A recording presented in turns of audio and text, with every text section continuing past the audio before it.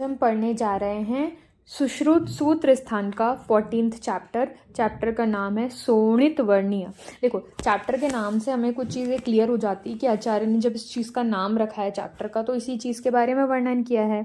इसका मतलब रक्त धातु के बारे में यहाँ पर वर्णन है। लेकिन रक्त धातु से पहले थोड़ा सा वर्णन रस धातु के लिए भी रहेगा, क्योंकि हमें पता है कि रस से रक्त का फॉर्मेशन होता है।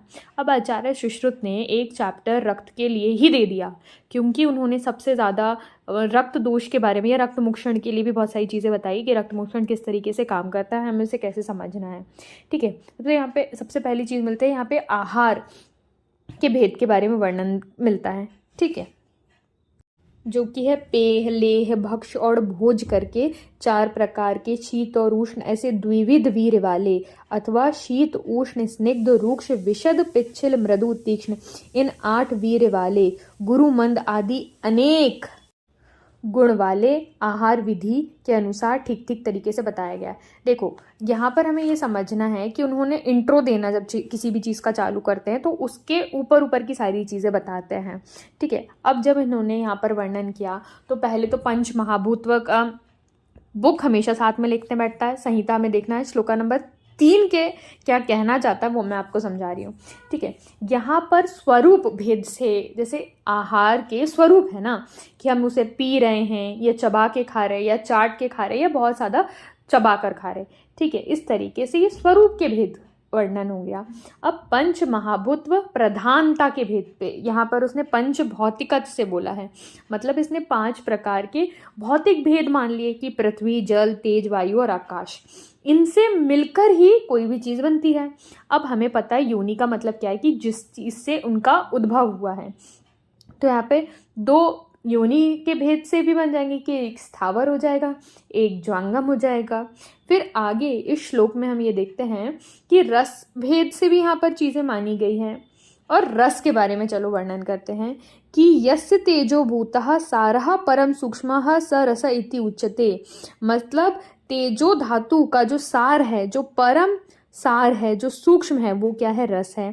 क्योंकि हमें जो भी शक्ति मिलती है वो कहाँ से मिलती है? हम जो खाना खाते हैं उससे मिलती है। खाना खाना मतलब आहार का ग्रहण करने के बाद जो उसका सूक्ष्म अति भाग बनकर पहला जो कन्वर्जन होता है, दैट इज आर रस धातु। तस्य च हृदयम स्थानम, और उसका स्थान क्या है? हृदय उसका स्थान बता दिया है। और वहाँ पर हृदय में भी क्या हो रहा है? चतुर्विध धमनी का वर्णन आया। कितनी? 24 धमनी है। अब उसका डायरेक्शन बता दिया इन्हें कि 10 ऊपर है, 10 नीचे है और 4 जो कि है तिर्यक है। अब उसके कर्म के लिए आगे लिखते हैं शरीरम अहर तर्पयति, वर्धयति, धारयति, यापयति च यद दृष्ट हेतुकेन कर्मणः। मतलब ये चीज़ें समझना, चैप्टर रक्त का है, लेकिन यहाँ पर रक्त बनने से पहले रस का वर्णन आ रहा है कि हम रस से क्या समझते हैं। रस हमारा आहार से बना है, तो आहार कितने होते हैं, आहार के वीर्य क्या है, आहार के वीर्य में भी जा रहे हैं तो उसके मुख्यतः 8, 2 के बाद 8 वीर्य आते हैं और वो बने हुए अल्टीमेटली पंच महाभूतों से ही है। ठीक है, फिर आहार का जो तेज महाभूत का सार, परम सूक्ष्म सार है, दैट इज रस। रस का स्थान बता दिया कि हृदय में है। अब हृदय में है तो वहाँ पर 24 धमनियाँ बता दी, तो वो 24 धमनियाँ का डिवीजन बता दिया कि 4 तिर्यक, 10 ऊपर, 10 नीचे। फिर उसके कार्य बताए हैं कि वो कैसे कार्य कर रहा है, दैट इज तर्पयति, वर्धयति, धारयति, यापयति। और शरीर की जो 6 वृद्धि में कारण भी रस धातु को बोला है। ठीक है, श्लोका नंबर 3 की लास्ट सेकेंड लाइन में लिखा है। ठीक है, इस तरीके से हम ये समझते हैं कि तस्मात् सर्व शरीर अवयव दोष धातु मल आशय अनुसारिणी रसे जिज्ञासः। तात्पर्य ये है कि संपूर्ण शरीर के जो अवयव है, दोष, धातु, मल और आशय में घूमने वाला उस रस के विषय में यह जानने की इच्छा होती है कि वह सौम्य है, तत्वात्मक है कि तेजस है। ठीक है, इस विषय में कहते हैं वह द्रव के समान अनुसरण यानी गति करने वाला, गतिशील है और तथा शरीर में स्नेहन, जीवन, तर्पण, धारण किए रहने से यह सौम्य है। मतलब अनुसरण भी कर रहा है और हमारे शरीर में ये सारी धातु के कार्य भी कर रहा है। श्लोका number 3 is purely dedicated for our रस धातु। देखो कभी भी इससे नहीं समझ लेना कि रक्त धातु में जा रहा है, कर्म बताए हैं रस चैप्टर से। कई बार क्या लगता है कि यार मैंने तो ये चैप्टर नंबर 14 में पढ़ा था, तो 14 नंबर चैप्टर का तो नाम है शोणित वर्णीय, तो शोणित तो रक्त धातु लगा दे, तो पहला ऑप्शन ही रक्त धातु लगेगा। लेकिन हमें रस पर जाना है और चीज़ों को समझना भी है। देखो सुश्रुत में मैंने पहले ही बताया कि विमर्श है ना बहुत डिटेल में और बहुत सारा भी दिया गया है। दो तरीके से हम सुश्रुत पढ़ सकते हैं, एक तो हम पूरा विमर्श को उसको साथ में लेके पढ़ सकते हैं, दूसरा तरीका ये कि हम सुश्रुत में जो जो बोला है मेनली पहले वो पढ़ ले, फिर उसको जब रिवाइज करें तब हम बाकी पॉइंट्स भी ले लेंगे। तो हम सेकेंड तरीका यहाँ पर अप्लाई करेंगे कि पहले हमारा सुश्रुत बिल्ड हो जाए, क्योंकि चरक हम पढ़ के आते हैं। चरक में यहाँ सारी चीज़ें बोली। चौका नंबर 4 पे आओ। चलो यहाँ पर रक्त धातु पे आ जाते हैं, रस धातु हमारी खत्म हो जाती है। यहाँ पर बोला है वह आहार के पचने से बना हुआ जल तत्व की अधिकता वाला, जल के समान जीवन तर्पण करने से शांति देने वाला रस प्रथम उसका स्थान देखो यकृत और प्लीहा में जाकर रक्त या रक्त रूप को प्राप्त करता है। तो स्थान क्या बता दिया उसने कि यकृत प्लीहा। तो इम्पॉर्टेंट है कि उसने स्थान यकृत प्लीहा बताया है। अब नेक्स्ट श्लोका नंबर 5 में वो क्या बोल रहा है कि देह शरीर के शरीर में रहने वाला विशुद्ध यानी तेज रंजक पित्त। वी ऑल नो कि रस धातु से रक्त धातु में कन्वर्ट करने के लिए हमें रंजक पित्त ही रिस्पॉन्सिबल है। तो उसका रेफरेंस देखो, रंजितः तेजसः त्वपः शरीर स्थाने देहिनाम। ठीक है, रंजित करने वाला यानी रक्त रंग को प्राप्त करने वाला अभ्यपत जो है आहार प्रसाद जलीय धातु, दैट इज रक्त धातु। इन शॉर्ट रस आया, वो वहां गया, उसको रंजक पित्त ने ट्रांसफॉर्म कर दिया रक्त में। रक्त इज जस्ट कलर फॉर्मेशन, जो कि चरक ने बोला तेजो रसा नाम सर्वेशा नाम मनुजा नाम यदुच्यते पित्तुष्मणा सा रागेण रसो रक्तत्व मृच्छति। यहाँ पर बहुत अच्छे से बोला है। अब बात आती है कि रंजक पित्त का स्थान में डिफॉर्मेशन कहाँ पर आता है। इंपॉर्टेंट चीज़ तो देखो देख ही लेना चाहिए, क्योंकि बार बार हर चीज़ कवर नहीं होती है। ठीक है, तो रंजक पित्त की बात आई तो हमने चरक का भी देख लिया कॉन्टेक्स्ट। अब सुश्रुत ने यहाँ पर तो हमें बोल दिया कि यकृत प्लीहा है उसका स्थान, लेकिन हमारे जब तक आचार्य वाग्भट का कोई स्पेशल मत यहाँ पर आ जाता है जो है आमाशय स्थानम, मतलब रंजक पित्त का स्थान आमाशय बोल दिया। चैप्टर नंबर 15 में जब हम सारे दोषों का डिफरेंट स्थान कर्म पढ़ते हैं तब हम आचार्य ये वाला पॉइंट फिर से पढ़ेंगे कि वहाँ पर आचार्य वाग्भट रंजक पित्त का स्थान आमाशय मानते हैं। I am repeating this point, ठीक है, मतलब कुछ ना कुछ इंपॉर्टेंट होगा इसमें, तो ये मार्क करके रखो।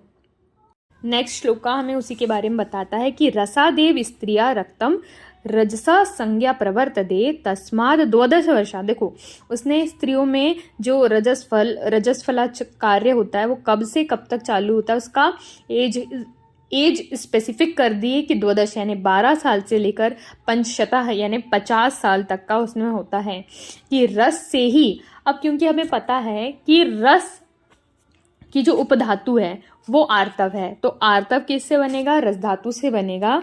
तो रस की जो उपधातु है दैट इज आर्तव, आर्तव का निकलने का जो रजो दर्शन का काल है वो है 12 से 50 वर्ष। अब पंच भौतिकत्व हमने रस धातु में देखा था, अब रक्त धातु में इसका देखते हैं कि वो क्या बोलना चाह रहा है। श्लोका नंबर 9 पे देखो, विस्तृता द्रवता रागः स्पंदनम लघुता तथा भूमि आदि नाम गुणे हैं, गुणः हेयते दर्श्यते चात्र शोणिते। इसका मतलब ये है कि विस्तृता गुण यहाँ पर पृथ्वी का, द्रवता यहाँ जल से, रागः अग्नि से, स्पंदन वायु से और लघुता आकाश महाभूत के कारण होती है। यहाँ पर रक्त धातु का पंचतत्व या पंच भौतिकत्व जो है वो अच्छे से मतलब एक्सप्लेन करा है। नेक्स्ट कि एक धातु से दूसरी धातु बनती है, तो यहाँ पर बताया रस से रक्त, रक्त से मांस, मांस से मेद, मेद तो रसा रक्तम ततो मांसम, मांसन मेदसः प्रवर्तते, मेदसो अस्ति ततो मज्जा, मज्जज्ञः शुक्रम तु प्रजायते। वही जो हमारा कर्म है वही है। अब देखो अल्टीमेटली जब ये फॉर्म हो रहा है तो ये किस तरीके से फॉर्म होगा, इसके रूल्स एंड रेगुलेशंस क्या होंगे, क्या क्रिया इसके लिए होती है। तो यहाँ पर आते हैं हम डिफरेंट क्षीर दधी न्याय, खले कपूत न्याय और केदारी कुल्या न्याय पे। इसको डिटेल में हम वहीं देखेंगे जहाँ से ये है। अल्टीमेटली समझ लो, क्षीर मतलब दूध, दधी मतलब जब दूध का ट्रांसफॉर्मेशन हुआ है तो पूरा दूध ही दही बनता है ना, ऐसा तो नहीं कि 10% बन गया या 20% बन गया। तो क्षीर दधी न्याय से हमें समझना है कि क्षीर इज 100% ट्रांसफरिंग इनटू दधी, क्षीर पूरा जा रहा है दधी में। तो जब पूरी चीज 100% ट्रांसफॉर्मेशन हो रहा है, दैट इज क्षीर दधी न्याय। और क्रम से हो रहा है कि एकदम से दूध से ही मेरा घी नहीं बन जाएगा, दूध से दही बनेगा, दही का मक्खन बनेगा, मक्खन से घृत बनेगा और घृत से घृतमंड बनेगा। इस तरीके से जब ये सीक्वेंस है किसी चीज में, दैट इज क्रम परिणाम पक्ष, ठीक है। और इस सर्वात्म परिणाम पक्ष भी बोलेंगे। सर्वात्म मतलब मैंने बोला ना कि 100%, दैट इज सर्वात्म। तो हमसे इसमें दोनों नाम क्लियर हो गए। क्रम से जा रही है चीज, दैट इज क्रम, पूरा का पूरा हो रहा है, दैट इज सर्वात्म। और दधी, क्षीर दधी मतलब दूध से दही वाली एक ही चीज देखी हमने। तो इस तरीके से हमें क्षीर दधी न्याय बोलना है। अब क्षीर दधी न्याय की अगर यहाँ पर बात आई है तो भैया उसका समर्थन कौन कर रहा है, उसको एक्सप्लेन किसने किया है? तो दृढ़बल उसको एक्सप्लेन करते। दृढ़बल हमें पता है चरक के, तो दृढ़बल चरक के हैं, चरक ही उसको एक्सप्लेन करेंगे, ठीक है। दृढ़बल तो फिर चरक उसको सपोर्ट करेंगे। अब केदारी कुल्या की बात आती है। केदारी कुल्या वर्ड को हमेशा मैं बोलती हूँ, वर्ड को समझो। आधी चीज हमें वर्ड ही एक्सप्लेन कर देता है कि वर्ड क्या बोलना चाह रहा है। वर्ड यहाँ पर बोल रहा है केदारी कुल्या, अर्थात चैनल्स। चैनल समझ में आ रहा है। जब चैनल्स फॉर्म हो गए, एक मैंने बीच में गड्ढा बनाया, उसके आगे स्ट्रॉज लगा दी, ठीक है, तो स्ट्रॉ से चीजें सब जगह चल जाएगी, देयर आर चैनल्स। उसके बारे में आचार्य दल्हड़ बताते तो समर्थन सुश्रुत करेंगे, ठीक है। जो जिसका प्रवर्तक है, जो जिसका समर्थक है, वहीं पर ऐसी बातें चलेगी। खले कपूत भाव प्रकाश के द्वारा बताया गया है, ठीक है। फिर नेक्स्ट आते हैं हम यहाँ पर एकाल पोषण, सब मतलब रट जाता है एकाल पोषण। अब तो शायद इस पे क्वेश्चन बटे कि अरुण दत्त का है। मैच द फॉलोइंग में अगर एक पॉइंट आ जाए तो आ जाएगा, वो भी शायद अरुण दत्त पूछा रहेगा तो 3 के 3 ऑप्शन उसको एक ही तरफ डायरेक्ट कर देंगे, ठीक है। अब वो कॉमन नहीं रहा, पता होना जरूरी है। अब आते हैं श्लोका नंबर 12 में। श्लोका नंबर 12 का फर्स्ट वर्ड मार्क करेंगे, रजसाम पुरुषः विद्याद रसः, अर्थात पुरुष को रस से ही उत्पन्न हुआ समझना चाहिए, ठीक है। रसा पुरुषम विद्याद रसः, जो पुरुष है, पहली धातु क्या हमारी रस धातु, तो रस से ही उत्पन्न समझना चाहिए। इसलिए मतिमान मनुष्य सावधान होकर अपना अन्न पान आचार विहार करते हैं, क्योंकि देखो जो खाएंगे उससे रस धातु बन रहा है, तो जो खाएंगे उससे हमारी बॉडी का फॉर्मेशन हो रहा है, तो वही हमारे लिए रिस्पॉन्सिबल होगा, ठीक है। अब हमने पढ़ा था कि शरीर का वर्धन के लिए कौन रिस्पॉन्सिबल होता है, रस धातु होता है। तो वहाँ यहीं पर फिर से देखेंगे, तत्र रसः गतो धातु, रसः गतो धातु से मिलकर बना है। अहर हर गच्छति तिष्ठति रसः, मतलब रस धातु से रस शब्द बना हुआ है, और रत्रिदंती तो गतिशील हो उसे रस कहते हैं। अहर हर गच्छति इति रसः, ठीक है। यहाँ पर हमारे ये कॉन्टेस्ट हो जाता है। अब जब हमने बात करी कि चीज़ें ट्रांसफॉर्म हो रही है, एक धातु से दूसरी धातु से बन रही है, दूसरी धातु तीसरी में बन रही है, तो टाइम कितना लगेगा ये भी जान लेते हैं। तो देखो 30, 15, 180, 90, ये वर्ड याद रखो। 30, 15, देखो 30 को 2 से डिवाइड करेंगे तो 15 बनेगा, 180 को 2 से डिवाइड करेंगे तो 90 बनेगा। तो एक धातु से दूसरी धातु में जाने का समय दैट इज 30, 15 कला, ठीक है। और एक धातु से 7वीं धातु में जाने का समय मतलब total time duration will be 180 से 90, ऐसे याद रखो, है ना। 30, 15 क्या है, एक धातु वाला कम टाइम है, और 180, 90 क्या है, पूरी 7 धातुओं का टाइम, ठीक है।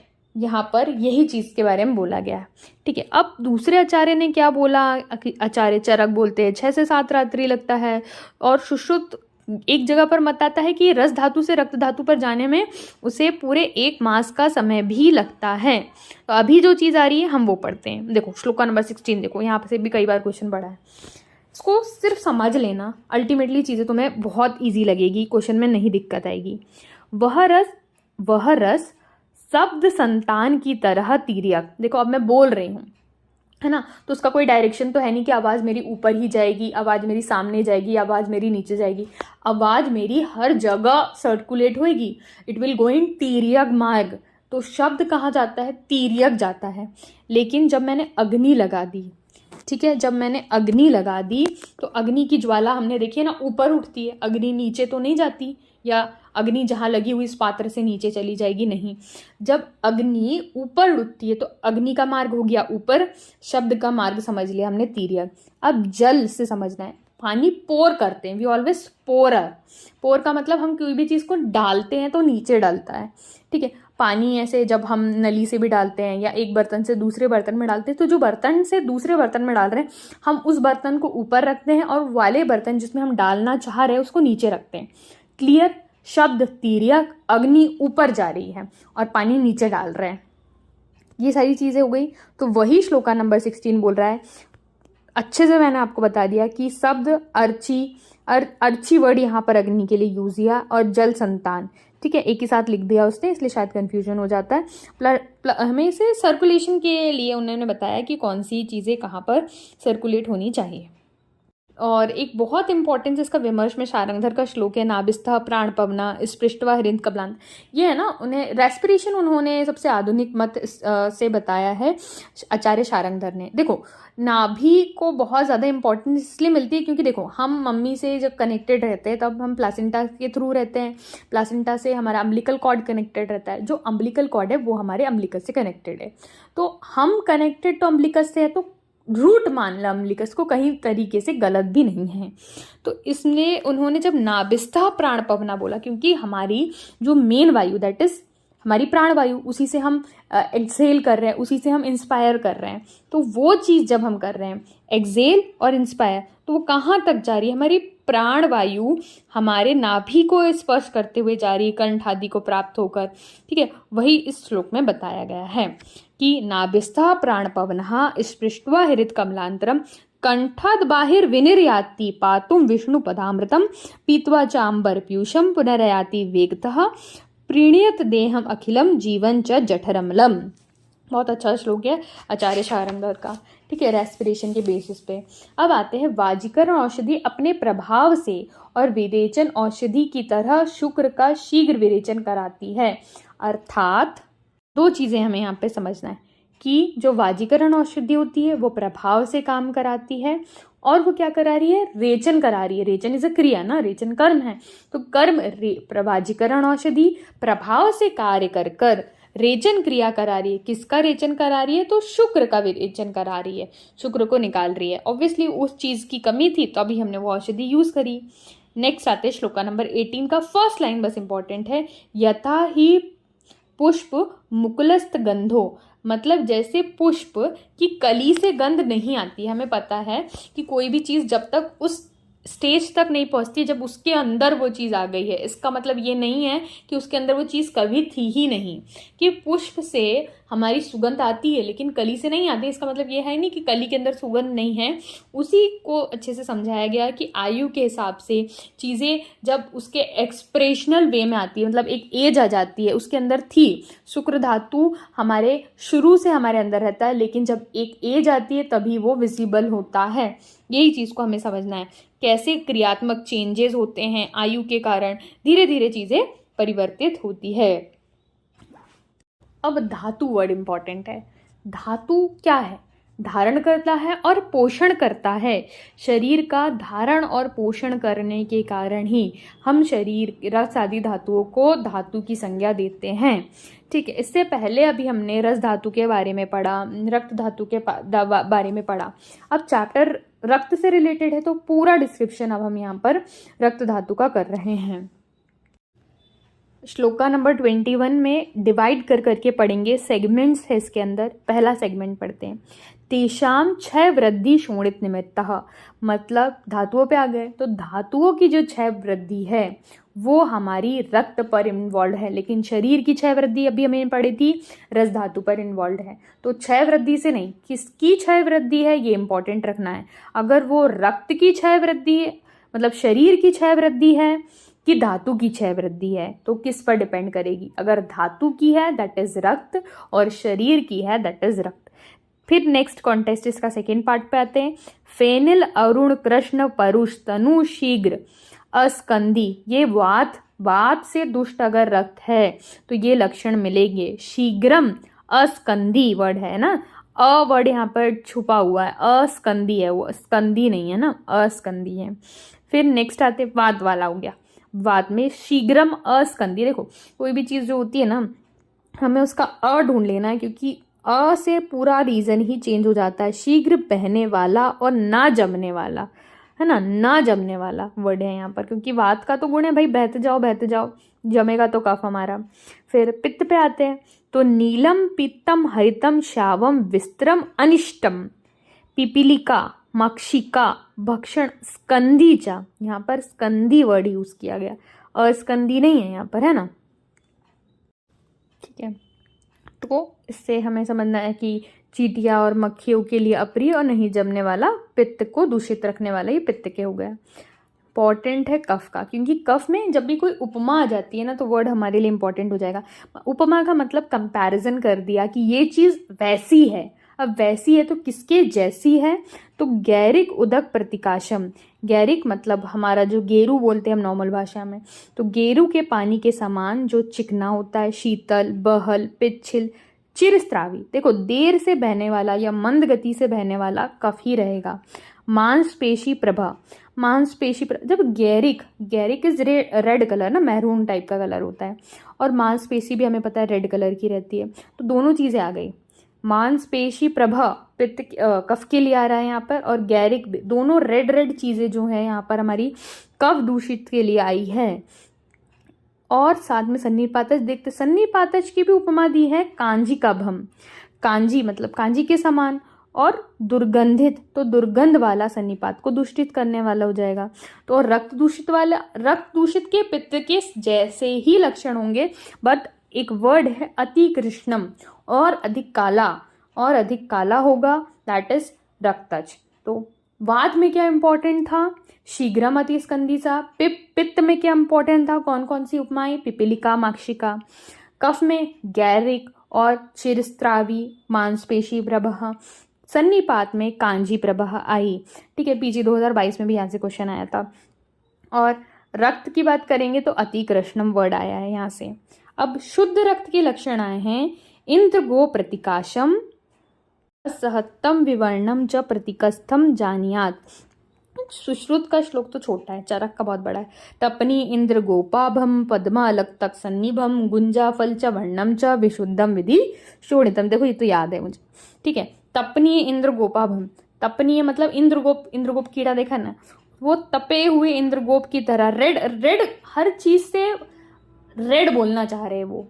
वो चीजें बताना चाह रहे हैं तुमको, जिससे तुम इमेजिन कर पाओ कि रेड कलर क्या है, कि शुद्ध रक्त कैसा है। गुंजा फल च वर्णम च, गुंजा का फल कैसा रेड कलर का रहता है हमारा गुंजा का फल, वही विशुद्धम विधि शोणितम च। ये सारे हो जाएंगे हमारे शुद्ध रक्त के लक्षण। आचार्य ने इतना एम्फसाइज करके चिकित्सा में इसका इम्पोर्टेंस है कि रक्त विस्त्रावण अल्टीमेटली हमें करवाना है।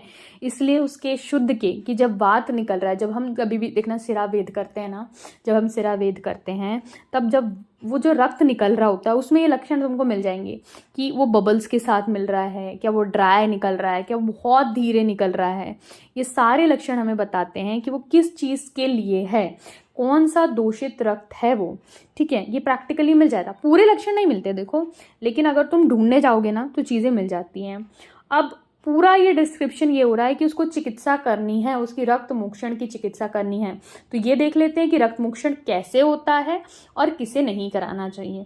तो श्लोका नंबर 24 में बोला है कि किस किस को नहीं करा सकते, जिसमें रक्त होगा ही नहीं उसको क्या कराओगे।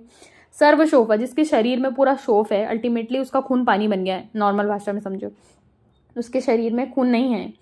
क्षीणस, जो पतला दुबला है, दुर्बल है, अम्ल पदार्थों का अधिक सेवन करता है, पांडु रोगी है, अर्श रोगी, उदर रोगी, शोषी और गर्भिणी को हम रक्त का स्त्रावण नहीं कराते। रक्त स्त्रावण कैसे होता है, तो प्रच्छान और सिरावेद, दो विधियां बताई है। प्रच्छान और सिरावेद से हमारा रक्त विस्त्रावण होगा। दूसरी चीज़ ये होती है कि जब हम हमारे में देश काल ऋतु वय साथ में हर चीज़ को देख कर करना है, तो यहाँ पर कब हमें प्रच्छान नहीं कराना है, श्लोका नंबर 17 तक समझने के लिए बोल रही हूँ मैं।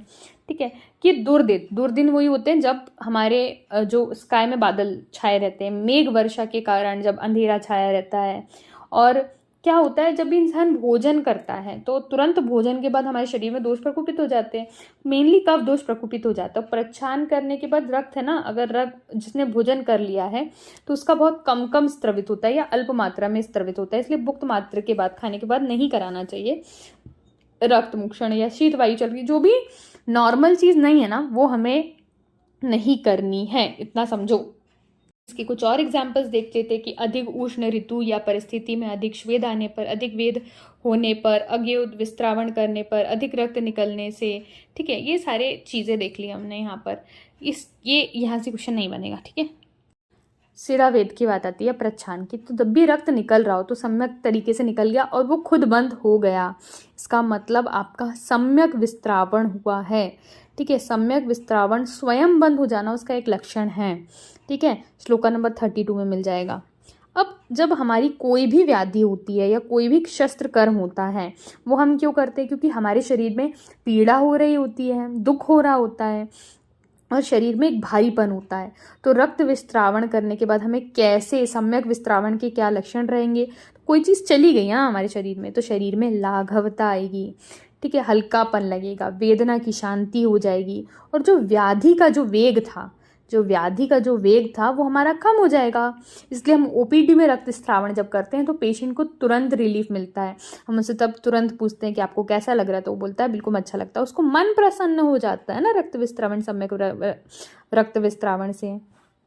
और अगर आपने रक्त विस्त्रावण कराया तो आपको कौन कौन से जो रोग हैं जो नहीं होंगे? देखो, त्वचा में मेन होता है तो आपको त्वक रोग नहीं होगा। सबसे पहला ही लिखा है उसने, त्वक दोषा, ग्रंथि, सोफा रोगा, शोणित शोण, इन सारे रोग आपको, या दूषित रक्त से होने वाला कोई भी रोग नहीं होता है अगर आप पर्टिकुलर टाइम पर रक्त मोक्षण कराने लगते हैं तो। श्लोका नंबर 39 और 40 पे आओ। यहाँ पर उसने चतुर्विध कर्म बता दिए कि रक्त विस्त्रावण हमें कैसा करना है। अति रक्त विस्त्रावण अगर होने लगे, बहुत ज़्यादा आपका रक्त बह रहा है, तो कौन कौन से प्रोसीजर आपको करने हैं? उसने उसके 4 प्रोसीजर बताए, संधान, स्कंदन, पाचन, दाहन। अब ये भी एक सीक्वेंस वाइज है कि कौन सा हमें पहले करना है, किसके अंदर क्या है। इसमें कषाय रस द्रव्य जैसे निग्रोध, औदुंबर, लोध, हरित के व्रण पर क्या करना है, हमें रक्त विस्त्रावण रोकने के लिए इसे इस्तेमाल करना है। कौन कौन सी चीज़ें किस सीक्वेंस में करनी है अब वो हम देखते हैं। सबसे पहले करना है स्कंदन, ठीक है। श्लोका नंबर 41 में लिखा है, अस्कंदनम पाचनम रुधिर अब स्कंदन से क्या समझना है? स्कंदन से हमें समझना है कि शीत उपचार हमें करना है।